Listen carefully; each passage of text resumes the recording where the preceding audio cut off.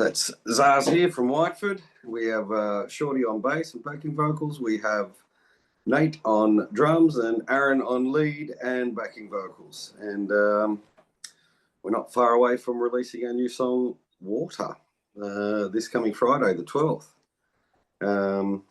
Yeah. Yeah, stage it, mate. You've done this before, haven't you? Again, not as much as I'd like, but a few times. Very cool. So, Whiteford are premiering the music video for your new song, Water, this Thursday night through Heavy, mate. I know it comes out to the public on Friday, but you can catch it Thursday night if you want to get ahead of the pack, mate. So, how are you feeling about it? We're excited. We just hope it connects. That's the main thing with this song, is just wanting it to connect with people, you know? Yeah. And we're just hoping the video portrays that. We've tried hard to make the video portray that. So just about being there for friends and mateship, and just hoping the video's joyful as well. Yeah, there's a serious element of it, of when you're down, when you're feeling like crap, allow yourself to be vulnerable enough to speak out, speak up to close friends and or professionals if you need it. There's not enough of that, is there, these days? You know, like, too many men have got that macho image about them where something's wrong with them and they just keep it to themselves because they don't want to be vulnerable, I guess. Well, isn't it? It seems like the world over, our grandfathers, really, that was the generation. Don't complain, just get to it and get the job done. Look after your wife, look after your family. Don't whinge, no one wants to hear it. Just shut up and work. And that filters down, doesn't it? Yeah, I remember my grandfather saying to me, like, whenever I hurt myself, he'd be like, "It's only the pain that hurts, Chris, and when you can get over that, you'll be all right." I just think, what the fuck does that even mean? It's only going to hurt for a minute. Yeah, that's it. But we'll get to the video soon, bro. But tell us about the song from a musical point of view and what you were going for, because the press release calls it your most emotive song to date. Is that right? That was Tim from XMusic. That was he coined that phrase. I was blown away when I saw that. That's his thoughts on the song. The song just came out of a suggestion from Tim, to be honest. Okay. Just wanted to aim to push this emotion of it is okay not to be okay.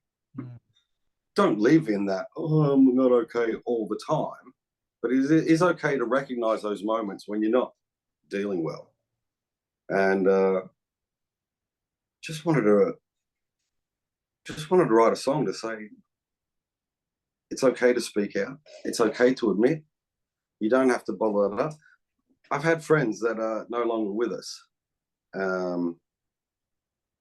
by their own hand, let's just say it that way. And there was one in particular that really rocked me. I missed his phone call on a Friday night, and just busy with life and my family. And I knew he wasn't great, but I didn't know he wasn't that great, if that makes any sense. Yeah, it does. And the Monday night we get the call, we get told.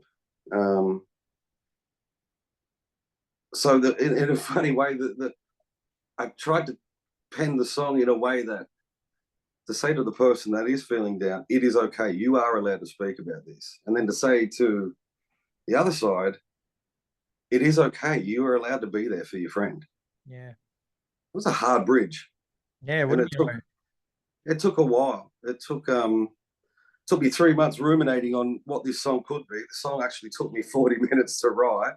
And then when I brought it to the band, we just went screwdriver work. We worked hard for almost 12 months. Wow. We just, like I said, Tim from XMusic, I was blown away when this song is special. We need to really do the right things for this song. And just, my band brothers are amazing. They're brilliant men, brilliant musicians. Everybody was ego at the door. What does this song need? And to the 11th hour, we made a major change to the song 48 hours before we were set to record it. Yeah. And that change worked. That change was amazing. That change excites me, to be honest.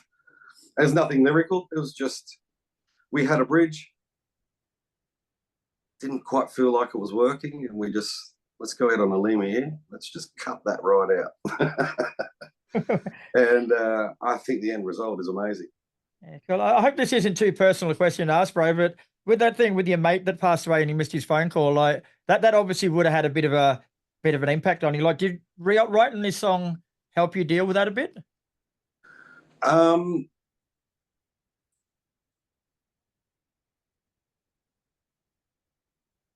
it helped me understand that what ultimately happened wasn't my fault. Wasn't because I missed his phone call. Mm-hmm. I'm not the only one. He tried to ring a few people. The thing is, I owned a mowing business at the time, and I thought, oh, we were a month out from my wedding, and I was like, oh, he's just ringing about his bloody lawn. I'll call him over the weekend. And life happened, and I didn't call him back. And I that took me quite a few years, to the point of finishing this song, to realize that I can relate. It would have happened anyway, whether I took that phone call or not. Yeah, well, I had a similar thing happen in Cairns one night. Like I always used to make sure my mates got home first before I did. And there's one night we were at the casino at 5 o'clock in the morning. There's just me and one other mate left, Jason. And then the taxi was there. And I said, man, you jump in the taxi, off you go. And he's going, no, you go first. And like he insisted. So I went. I got home and the phone was ringing from him and I didn't answer it because I was drunk and I wanted to go to sleep. And the next morning, there's about 10 calls from his phone. There's all these other numbers. And it turns out he got in the next taxi. It was an Indian taxi driver. I had an argument with him. Jumped out of the car. Taxi driver ran him over and killed him. And like for so long, I was like, I'm just like, fuck, what if I had just made him go in the taxi I got in and everything would have been all right? But you just can't. You can't blame yourself because it's what ifs. I lived with it. I lived with it for a long time.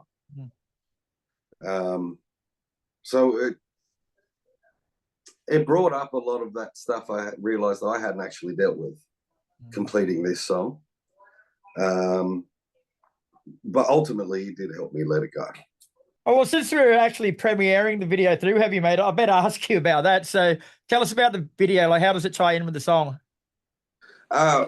We wanted the video to be a mix of sincere and sort of conversational in a way. Even though the song's not conversational, we want to present, but we also wanted joy and life and celebration. As in, when you get past that point where you're too scared to speak up, then like the tail end of the video clip it's just a celebration. And I hope that comes across. Well, I saw this video, I saw an ad about men's mental health, especially from the UK a few years ago. And I don't think we achieved that. I don't think we could achieve what that did, but it was an interesting video. Two blokes just going to the footy, and one guy's always looking solemn and looking, just sitting there, just watching the footy, and his mates up and down and cheering and grabbing him, like, yeah, like we've got a goal. And then all the words are coming up. They're talking about men's mental health and people taking themselves off this planet. And then the end of the ad, it was just so engaging. I watched the thing like 4 times in a row. At the end of the ad, you find out that it's the guy that seemed happy. Yeah, wow. He was faking all that just to get by. And he was the one who went, I can't deal with this. And the end of the ad is the guy who's looking serious, and the guy you just instantly assume is the guy who's struggling with life, puts his mate's jersey on the seat, and just like, oh, yeah, people like that. And if you don't personally know people like that, look at the things like, I wish I had prepared. That thing Robin Williams used to say, I was thinking about the exact same Robert Williams, like it's the people that project to the world that everything's okay that are usually the most damaged. Can't let you in. I can't let you see I'm not coping, because right now I'm liking the fact that I'm making you laugh. Yeah, making other people laugh to hide your own insecurities. It's a powerful thing. Yeah. It's really, she's a heavy song. I hope people connect with it. as a kid, I used to love the songs. I remember the first time I heard The Cure, Wish, teenager, you know, going through those teenager over heightened emotions that feel so real in the moment. I gotta get with You know, you get to your late 20s and that, and you just go, wow, that felt so real. But looking at it now, just like, man. But I felt like I went, how did Robert Smith get in my head? How did he write what I was feeling? Yeah, there's a lot of musicians that are good at doing that. They're like Corey Taylor's one for me. Like I can listen to any of his songs and just think like, were you standing there fucking writing that while I was going through that? Yeah, yeah. You got a camera. You got a camera in my house and a microphone. What's going on? Yeah, where is it? Then you start Now, getting paranoid. I'm not saying I'm that. Yeah, I'm not saying I'm that good a songwriter, but I'm hoping that I tried to come from a really real and raw place with this song, and I hope people find some release. I hope they can connect. Not demanding people to connect, and if people don't like it, well, that's the way it is. And if people don't like it, not everyone's going to like your songs. Well, I'll put it this way, bro. Like I'm the sort of person when a ballad comes on, I turn it off after 20 seconds because they shit me. But I lasted all the way through, Water. Like it's for me to do that, there's something there because I'm the most judgmental prick you'll ever meet when it comes to ballads. So the fact that I got through it means there should be someone likes it. Yeah, great. Thanks, man. That's a compliment. It might sound backhanded, but it is a compliment. So is Water a standalone single or is it part of a bigger picture? Look, I'll pull back the curtain a bit. We're pretty disorganized in Whiteford. I thought you were going to give me a sketch then, but no. I had plans to finish writing the whole album and bringing it to the band, and we're all working on it. But we're like, oh, shiny, let's do this. Hey, look, a unicorn. So, yeah, oh, a squirrel. Maybe that's more me than the rest of the band. Anyway, it's presently a standalone single with a view to be part of a larger album in the coming months. Yeah, that'll do me. And for those who don't know Whiteford, like you're a Sydney band, but you play classic rock mixed with blues, mate. Like, in all honesty, there's not enough of that these days. Right? That's to me, that's the perfect mix. You know, like there's not enough. Thanks, man. That. Thanks, man. Yeah, yeah. I'm just lucky that I have three band brothers that like what's happening. I mean, I don't want to sound like I'm not like, you will do this, but I write the majority of the songs, but then I work the songs up, and sometimes I step on toes. You know, I've got this crappy little electric drum kit and badly trying, I'm going for this sort of idea. And then I go, you look a bit like Dave Grohl, actually. People say that. And then I go, here you go, Nate, can you make this drum part shiny? And I do the same with the bass. I get carried away. And so sometimes I bring a pretty full idea to the band, and it takes me a while to let go of being in love with the demo. That's a real dangerous thing, to be in love with the demo, because it really, what I'm trying to do is, here's what I see, boys, have at it. Yeah. Let's go like, don't fucking touch it. Don't fucking touch it. Yeah, because my drummer's freaking amazing. I put him in the top 10 in the country, inside that top 10. I love my drummer. My bass player is just so thoughtful, shorty. He's just, and musical. And, you know, if on the demo, as I do, if I'm overplaying something, I think you're overplaying there. Does that really need to happen like that? And it sucks when I'm in love with that bass line. And Aaron is just, we should just call him Pockets. He's just pulling riffs out of his pockets left, right, and center. He just never stops, you know. And he can hear what I'm trying to do, and he can perfect it. Yep. And I love it. So sometimes it's just really raw. He's a real raw acoustic idea, and other times it's like, ooh, let's just polish this up a bit. When really they should. Here's what I'm thinking of. Let's go. What are you guys thinking? Now that you've heard that, where are you jumping from? Where are you? Does that make any sense? Yeah. In a roundabout sort of way, yeah, but Yeah. to me it does, but I'm a bit crazy too. I'm a bit batshit. There's another single you guys have got too called I'm All Right that is about to be used for a new TV show. Tell us a bit more about that. A mate of mine, I consider him to be part of Australian rock and roll history. A guy called Tony Savage. He managed Stevie Wright, and he's managed quite a few people. I met him 7-8 years ago. I did a very short stint it was a lot of rehearsals for a handful of gigs for me to go, I'm not right for this. I was fronting an INXS tribute show, and 6 months of rehearsals and 3 gigs in, I went, I can't do this. Anyway, the guy they replaced me with is phenomenal. The best thing that ever happened to that band was for me to go, I'm out of here. I can't do it. I can't give you what you need. Was that a pun? It wasn't meant to be, but as I was saying it, I was like, oh, hello. Anyway, I stayed in contact with some of the guys, and one of them was Tony. And Tony's been working on this octagonal pool table for years. And okay, octagonal pool table, whatever. The thing is, like, the game's got to be done in 40 seconds. You break, you got to try and either beat your opponent or beat 40 seconds. I'm pretty sure that's the rules.